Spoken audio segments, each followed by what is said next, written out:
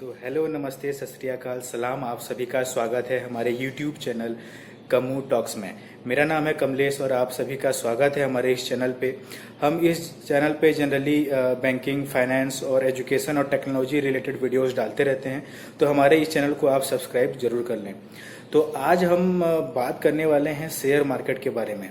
Share market actual में होता क्या है, क्योंकि जनरली हमारे दिमाग में बहुत सारे डाउट्स रहते हैं कि शेयर मार्केट एक्चुअल में क्या होता है, कैसे इन्वेस्ट किया जाता है, कैसे खरीदा जाता है कंपनियों का शेयर, और बहुत सारे डाउट्स जनरली हमारे दिमाग में आते रहते हैं। क्योंकि जब भी हम न्यूज़ ओपन करते हैं या अखबार में देखते हैं कि सेंसेक्स आज इतना अंक ऊपर चले गया या निफ्टी इतना अंक नीचे चला गया, तो ये सारी चीज़ें हमारे दिमाग में जब आती हैं तो हमको कुछ समझ नहीं आता, हम पूरी तरीके से कंफ्यूज हो जाते हैं। तो आज हम पूरे एक बेसिक तरीके से समझेंगे और एक सरल भाषा में मैं आपको समझाने की कोशिश करूंगा कि शेयर मार्केट में होता क्या है, पैसे आप यहाँ कैसे इन्वेस्ट कर सकते हैं, किस तरीके से कर सकते हैं, और कंपनियों के शेयर आप यहाँ कब खरीदना चाहिए। ठीक है, तो चलिए दोस्तों, वीडियो को स्टार्ट करते हैं।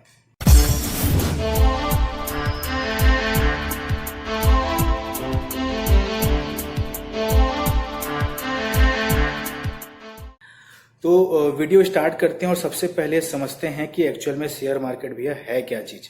बहुत बहुत इसके बारे में बहुत सारे डाउट रहते हैं, तो बहुत ही एक तरीके से बोलना चाहिए डिमांडिंग टॉपिक है आज के डेट पे कि शेयर मार्केट के बारे में लोगों को कुछ भी आइडिया नहीं रहता है एक्चुअल में देखा जाए तो।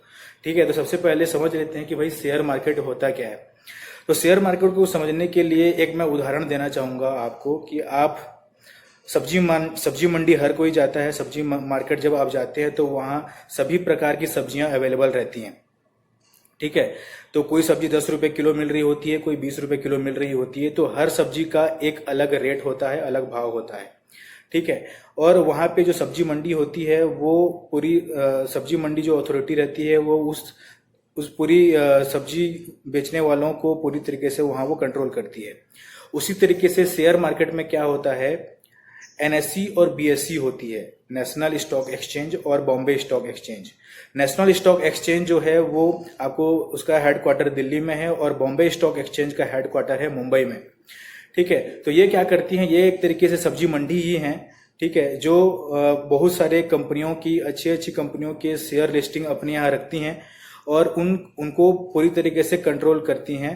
उनके शेयर को अगर कोई खरीदना चाहता है उन कंपनियों के शेयर को या कोई बेचना चाहता है तो पूरी तरीके का कंट्रोल जो होता है वो एनएससी और बीएससी से ही होता है। ठीक है, तो ये हो गई एनएससी और बीएससी की बात। ठीक है, तो अब जब जनरली हम देखते हैं न्यूज पे कि आज निफ्टी इतना अंक गया ऊपर या सेंसेक्स इतना अंक ऊपर गया, तो निफ्टी और सेंसेक्स के बारे में जनरली हम अगर देखा जाए तो देखते हैं कि निफ्टी क्या होता है।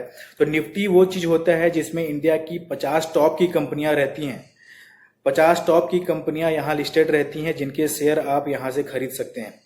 टॉप की कंपनियों में सभी प्रकार के सेक्टर से मिले हुए सभी प्रकार के सेक्टर से कुछ चुनिंदा ऐसे कंपनियां रहती हैं जो इसमें लिस्टेड रहती हैं निफ्टी में।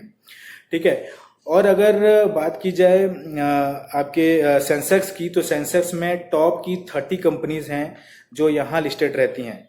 इनके शेयर अगर आपको लेने हैं तो आपको सेंसेक्स के थ्रू आप यहाँ ले सकते हैं।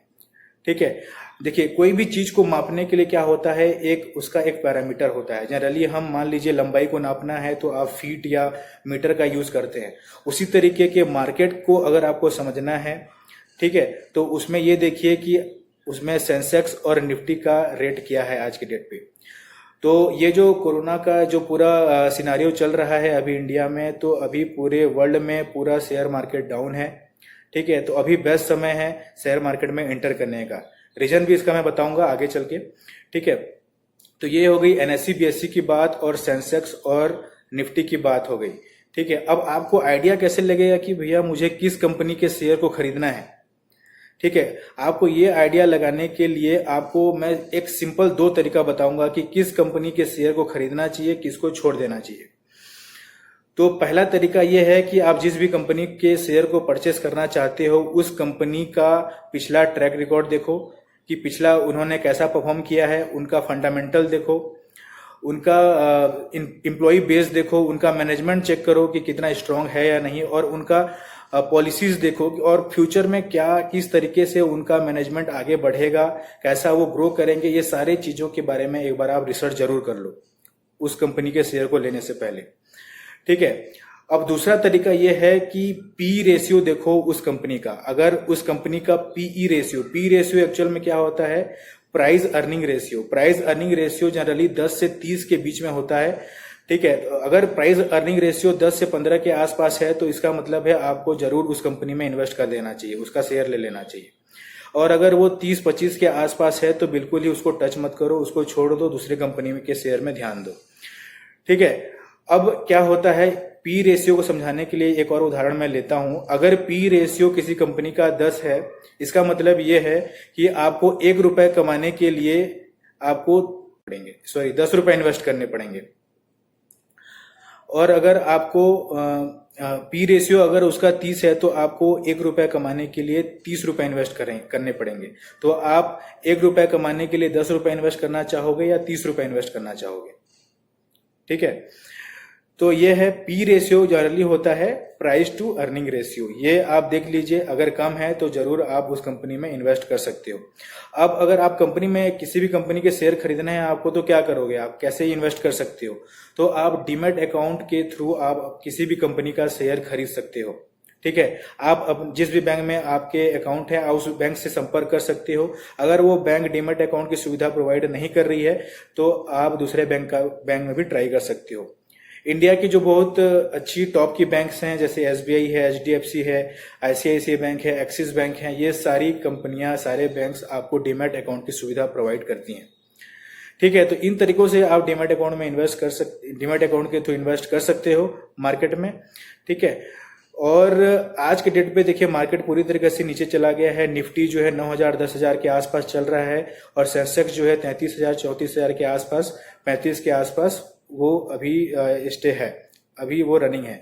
तो अभी सही समय है किसी भी कंपनी का शेयर लेने का और शेयर मार्केट में इन्वेस्ट करने का।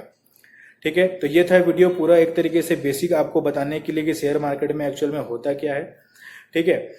तो आप बताइए ये वीडियो कैसा लगा आपको। अगर वीडियो अच्छा लगा होगा तो लाइक कीजिए, हमारे चैनल को सब्सक्राइब कीजिए। ठीक है। Thank you.